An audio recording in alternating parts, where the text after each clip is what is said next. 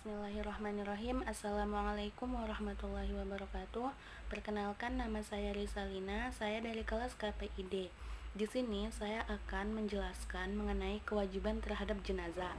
Kewajiban umat Islam terhadap jenazah itu ada 4. Yang pertama memandikan, lalu mengkafani, kemudian menyolati, dan yang terakhir menguburkan jenazah. Ini termasuk syarat wajib mengurusi jenazah yang hukumnya fardu kifayah, di mana jika sudah ada seseorang yang memandikan jenazah, maka kewajiban bagi muslim lainnya telah gugur atau tidak diwajibkan memandikan jenazah. Ini juga berlaku pada 3 syarat lainnya. Nah, jenazah yang wajib dimandikan ada beberapa syaratnya. Di antaranya, seseorang itu muslim atau muslimah, ada tubuhnya, lalu kematian bukan karena mati syahid, dan yang terakhir bukan bayi yang meninggal karena keguguran. Berikut ada beberapa jenazah yang tidak wajib dimandikan, yaitu mereka yang meninggal dalam mati syahid dan bayi yang meninggal karena keguguran.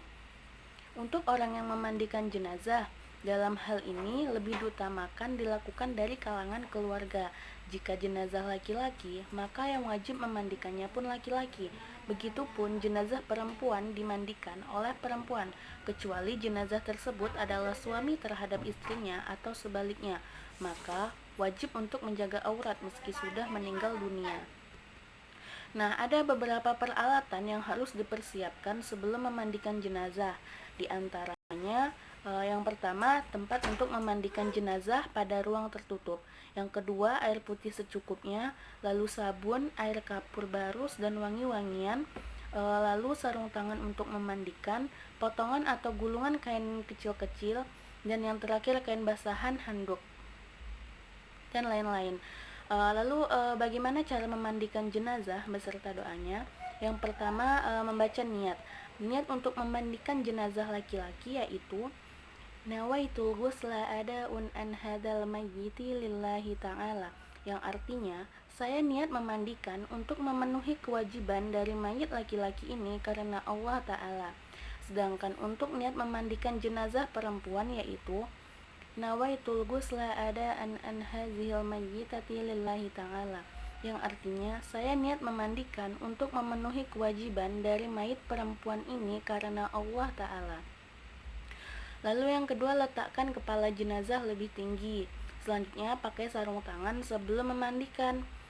Setelah itu, ambil kain penutup dari jenazah dan ganti dengan kain basah agar auratnya tidak terlihat. Lalu bersihkan gigi, lubang hidung, lubang telinga, celah ketiak, celah jari, dan tangan, serta rambut. Angkat kepala jenazah sampai setengah duduk, kemudian tekan perutnya agar kotoran keluar semua. Nah, selanjutnya, siram seluruh tubuh jenazah diikuti dengan membaca niat memandikan jenazah. Lalu bersihkan kubul dan dubur jenazah. Siram atau basuh jenazah mulai dari anggota tubuh, bagian kepala hingga ujung kaki sebelah kanan, lalu pindah ke sebelah kiri. Basuh jenazah dengan menuangkan air bersih ke tubuh dan gosok perlahan menggunakan handuk halus. Lalu siram dengan air kapur barus. Jenazah diwudukan sebelum sholat tanpa memasukkan air ke hidung dan mulut, lalu menyela jenggot dan mencuci rambut jenazah dengan air daun bidara atau sampo. Basuh sekujur tubuh, lalu yang terakhir keringkan tubuh menggunakan handuk kering. Lalu kewajiban bagi umat muslim terhadap jenazah yang kedua yaitu mengkafani jenazah. Kewajiban mengurus jenazah ini berlaku pada semua muslim, namun gugur atau tidak perlu dikerjakan jika sudah dilakukan oleh sebagian orang. Karena itu, hukum mengkafani jenazah ini adalah fardu kifayah, sebab jika tidak ada yang mengerjakannya, maka orang-orang yang hidup dan bertempat tinggal di sekitar jenazah berdosa besar. Mengkafani jenazah adalah proses membungkus mayat dengan selembar kain atau lebih yang disebut dengan kafan. Kain untuk mengkafani jenazah ini sebaiknya berwarna putih, bersih, dan sedikit tebal, namun tidak mahal. Nah, sebagaimana memandikan mayat, sudah ada tata cara mengkafani jenazah dan ketentuan yang sudah baku dari Rasulullah SAW. Dalilnya adalah hadis yang diriwayatkan oleh Abdullah bin Abbas radhiyallahu anhu tentang orang yang meninggal karena jatuh dari untanya. Di dalam hadis tersebut, Nabi Muhammad SAW bersabda, mandikanlah ia dengan air dan daun bidara, dan kafanilah dia dengan 2 lapis kain. Hadis riwayat Bukhari. Nah, dari hadis tersebut, maka kadar wajib mengkafani jenazah yang benar adalah sekedar memandikan dan mengkafani jenazah dengan menutup seluruh tubuhnya dengan baik menggunakan 2 lapis kain. Sementara hukum yang selain itu adalah sunnah. Hal ini berdasarkan hadis Rasulullah SAW yang pernah bersabda, apabila salah seorang di antara kalian mengkafani saudaranya, maka hendaklah memperbagus kafannya. Untuk yang meninggal dalam keadaan ihram, maka saat mengkafani jenazah tidak ditutup kepalanya, karena Rasulullah SAW bersabda, jangan beri minyak wangi dan jangan tutup kepalanya, karena Allah akan membangkitkannya di hari kiamat dalam keadaan bertalbiyah. Nah, berikut beberapa jenis dan cara kain kafan untuk mengkafani jenazah yang benar. Yang pertama, kain kafan dibeli dari harta yang meninggal. Kain kafan ini untuk mengkafani jenazah diutamakan dibeli dari harta orang yang meninggal. Begitu pula semua biaya pengurusan jenazah lebih diutamakan diambil dari harta jenazah saat masih hidup daripada untuk membayar hutangnya. Hal ini sesuai dengan pendapat jumhur ulama. Nah, sedangkan yang kedua, kain kafan tidak harus berwarna putih.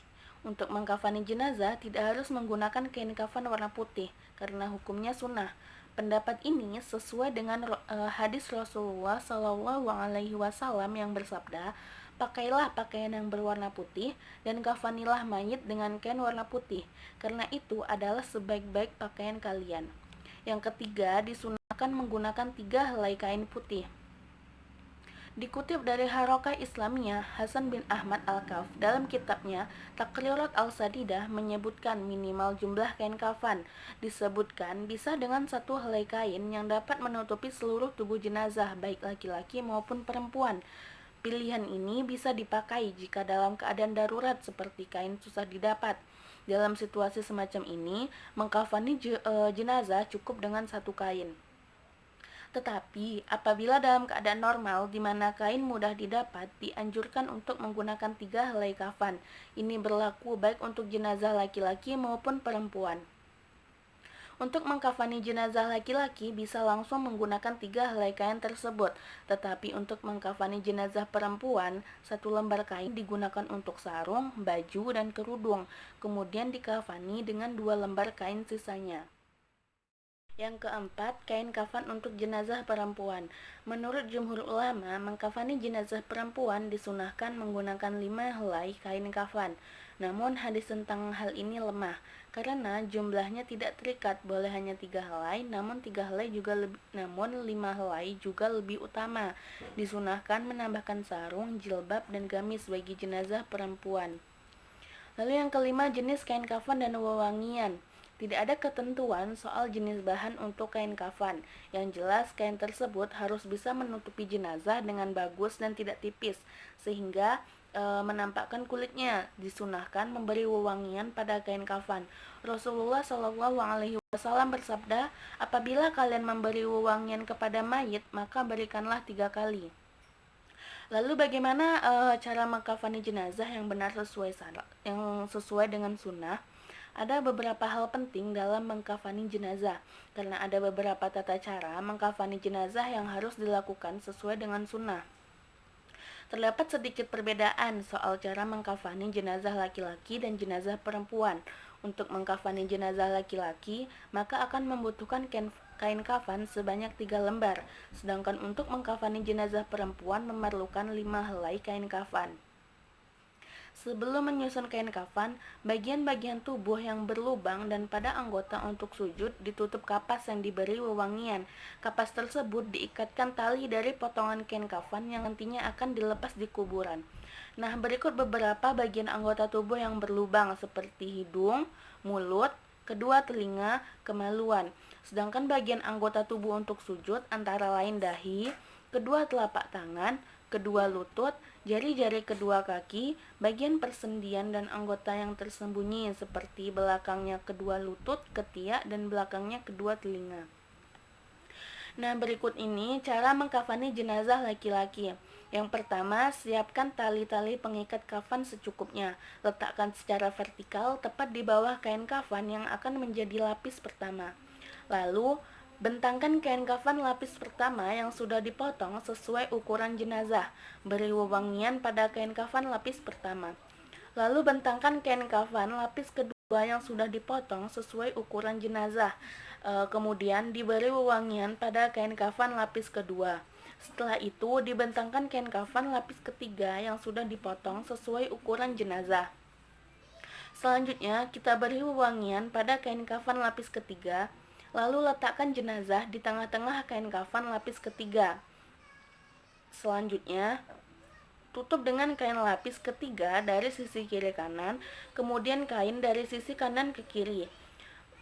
Yang ke-10, tutup dengan kain lapis kedua dari sisi kiri ke kanan, kemudian kanan dari sisi kanan ke kiri.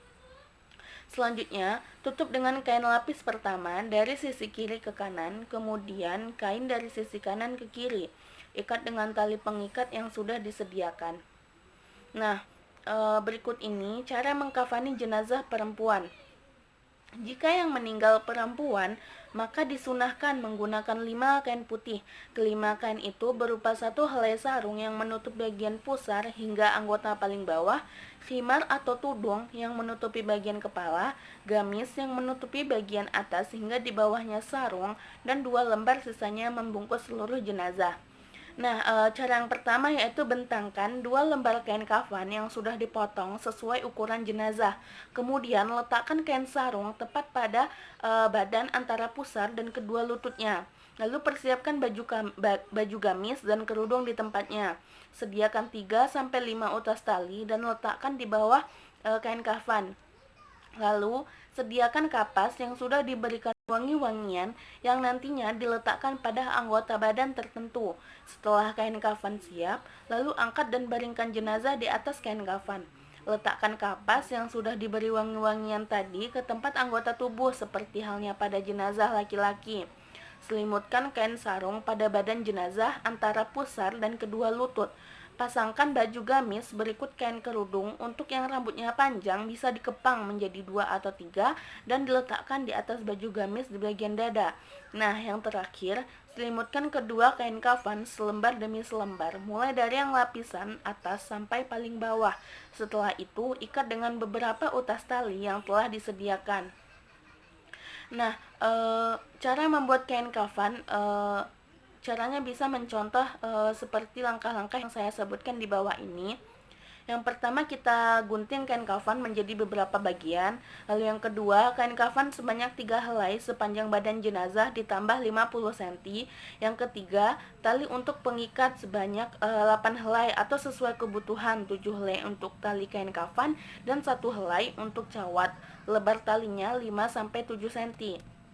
Nah, kain untuk cawat, cara membuatnya yaitu dengan menggunting kain sepanjang 50 cm, lalu dilipat menjadi 3 bagian yang sama. Salah satu ujungnya dilipat kira-kira 10 cm, lalu digunting ujung kanan dan kirinya untuk lubang tali cawat. Lalu masukkanlah tali cawat pada lubang-lubang itu. Dalam cawat ini berilah kapas yang sudah ditaburi wewangian di sepanjang cawat. Lalu cara membuat kain sorban atau kerudung yaitu dengan cara menggunting kain sepanjang 90 atau 115 cm, lalu melipatnya antara sudut yang satu dengan yang lain sehingga menjadi segitiga. Kerudung ini berguna untuk mengikat dagu jenazah agar tidak terbuka.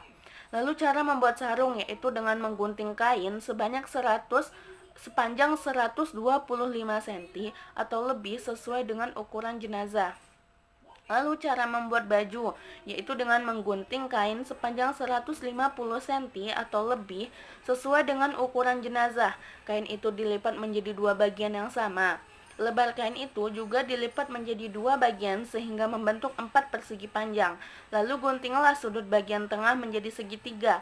Bukalah kain itu sehingga bagian tengah kain akan kelihatan lubang berbentuk belah ketupat. Salah satu sisi dari lubang itu digunting lurus sampai bagian tepi sehingga akan berbentuk sehelai baju. Nah, itulah tadi penjelasan mengenai mengkafani jenazah. Selanjutnya saya akan menjelaskan mengenai kewajiban seorang muslim terhadap jenazah yang ketiga, yaitu menyolatkan jenazah. Beberapa syarat yang perlu dipenuhi dalam sholat jenazah yaitu yang pertama, sholat jenazah sama halnya dengan sholat yang lain, yaitu harus menutup aurat, suci dari hadas besar dan kecil, suci badan, pakaian dan tempatnya, serta menghadap kiblat. Lalu yang kedua, mayat sudah dimandikan dan dikafani. Yang ketiga, letak mayat sebelah kiblat orang yang menyolatinya, kecuali kalau sholat dilakukan di atas kubur atau sholat gaib. Nah, hukum sholat jenazah ini adalah ibadah yang masyru' dan dilakukan oleh Rasulullah SAW dan juga para sahabat. Jumhur ulama berpendapat bahwa hukum sholat jenazah adalah fardu kifayah, di mana bila sudah ada satu orang yang mengerjakannya, maka gugurlah kewajiban orang yang lain. Nah, berikut ini rukun sholat jenazah. Rukun ini maksudnya adalah kerangka yang bila ditinggalkan, sholat itu menjadi tidak sah. Dalam pandangan mazhab Syafi'i dan Hambali mengatakan bahwa sholat jenazah terdiri dari 7 rukun. Rukun-rukunnya adalah niat, 4 takbir dengan takbiratul ihram, membaca surat Al-Fatihah setelah takbir yang pertama, sholawat kepada Rasulullah SAW, doa untuk mayit setelah takbir ketiga, salam dan berdiri. Nah, sedangkan dalam pandangan mazhab Maliki, rukun sholat jenazah ada 5 perkara. Rukun-rukunnya adalah niat, 4 kali takbir, mendoakan mayit di antara takbir itu dan berdiri. Sedangkan menurut mazhab Hanafi, cukup 2 rukun saja. Rukun yang pertama 4 kali takbir dan rukun yang kedua berdiri. Dalil mengenai menyolati jenazah yaitu Ma min muslimin yamutu fayusalli alaih thalathata sufufin minal muslimina illa aujaba. Tidaklah seorang muslim mati lalu disolatkan oleh 3 saf kaum muslimin melainkan doa mereka akan dikabulkan. Hadis riwayat Tirmizi dan Abu Daud. Lalu mengenai syarat berjamaah, ada yang mengatakan yang pertama tidak disyaratkan berjamaah. Mazhab Hanafi, Asy-Syafi'i dan Hambali sepakat juga bahwa tidak disyaratkan berjamaah dalam sholat jenazah, sehingga sholat ini tetap sah meski dikerjakan sendirian atau seorang saja. Nah, yang kedua ada yang mengatakan disyaratkan berjamaah, yaitu pendapat Al-Maliki yang mengatakan bahwa disyaratkan harus berjamaah dalam mengerjakan sholat jenazah.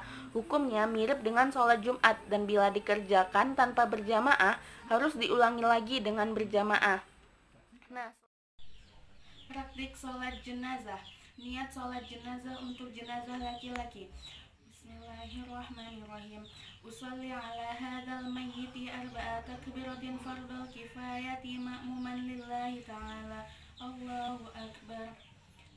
Bismillahirrahmanirrahim. Alhamdulillahi rabbil alamin. Ar-Rahmanir-Rahim. Maliki yaumiddin. Iyyaka na'budu wa iyyaka nasta'in. Ihdinas siratal mustaqim. Siratal ladzina an'amta 'alaihim ghairil maghdubi 'alaihim waladdallin. Amin. Allahu akbar. Allahumma sholli ala Muhammad wa ala ali Muhammad kama barakta ala Ibrahim wa ala ali Ibrahim wa barik ala Muhammad wa ala ali Muhammad kama barakta ala Ibrahim wa ala ali Ibrahim fil alamin innaka Hamidum Majid. Allahu akbar. Allahumma ghafir lahu warhamhu wa'afihi wa'fu anhu wa akrim nuzulahu wa wasi' madkhalahu wa ghsilhu bil ma'i was salji wal bardi wa nakihi minal khotoya kama yunaqqas sawbul abyadu minad danati wa abdilhu daron khairan min darihi wa ahlan khairan min ahlihi wa zawjan khairan min zawjihi wa kihi min fitnatil qabri wa adzaban nar. Allahu akbar. Allahumma la tahrimna ajrahu wa la taftimna ba'dahu waghfir lana wa lahu wa li ikhwanina alladhina sabaquna bil iman wa la taj'al fi qulubina khillan lil ladzina amanu rabbana innaka ra'ufur rahim. Assalamualaikum warahmatullahi wabarakatuh. Assalamualaikum warahmatullahi wabarakatuh. Nah, selanjutnya, kewajiban seorang muslim yang terakhir yaitu menguburkan jenazah. Kewajiban yang keempat bagi seorang muslim yang masih hidup terhadap muslim yang telah meninggal adalah menguburkannya. Tentunya menguburkan jenazah tidak asal dimasukkan dan ditimbun tanah begitu saja. Ada aturan-aturan tertentu yang digariskan oleh Islam di dalam pelaksanaan penguburan ini. Ada perlakuan yang mesti dilakukan, ada doa-doa yang mesti diucapkan. Aturan-aturan Islam perihal penguburan ini menunjukkan bahwa Islam sangat memuliakan umat manusia, tidak hanya ketika masa hidupnya saja, saat telah meninggal pun jenazah manusia mesti diperlakukan dengan baik. Kewajiban minimal dalam mengubur jenazah adalah dengan mengubur jenazah pada satu lubang yang dapat mencegah tersebarnya bau dan dari dimangsa binatang buas, serta dengan menghadapkannya ke arah kiblat. Nah, sedangkan untuk lebih sempurnanya, mengubur jenazah dapat dilakukan dengan cara sebagai berikut. Yang pertama, jenazah dikubur dalam sebuah lubang dengan kedalaman setinggi orang berdiri dengan tangan melambai ke atas dan dengan lebar seukuran 1 dhira' lebih 1 jengkal. Berdasarkan sebuah hadis riwayat Imam Tirmidzi berkenaan dengan para sahabat yang terbunuh pada waktu perang Uhud, beliau bersabda, "Ihfiru wa awsi'u wa ahsinu." Artinya, galilah liang kubur, luaskan dan baguskan. Nah, yang kedua, wajib memiringkan jenazah ke sebelah kanan dan menghadapkannya ke arah kiblat. Sekiranya jenazah tidak dihadapkan ke arah kiblat dan telah diuruk tanah, maka liang kubur wajib digali kembali dan menghadapkan jenazahnya ke arah kiblat bila diperkirakan belum berubah. Disunahkan untuk menempelkan pipi jenazah ke bumi. Nah, yang ketiga, bila tanahnya keras, disunahkan liang kubur berupa liang lahat. Yang dimaksud liang lahat di sini adalah lubang yang dibuat di dinding kubur setelah kiblat seukuran yang cukup untuk menaruh jenazah. Jenazah diletakkan di lubang tersebut, kemudian ditutup dengan menggunakan batu pipih agar tanahnya tidak runtuh mengenai jenazah. Namun, bila tanahnya gembur, maka disunahkan dibuat semacam belahan di bagian paling bawah liang kubur seukuran yang dapat menampung jenazah, di mana di kedua tepinya dibuat struktur batu bata atau semisalnya.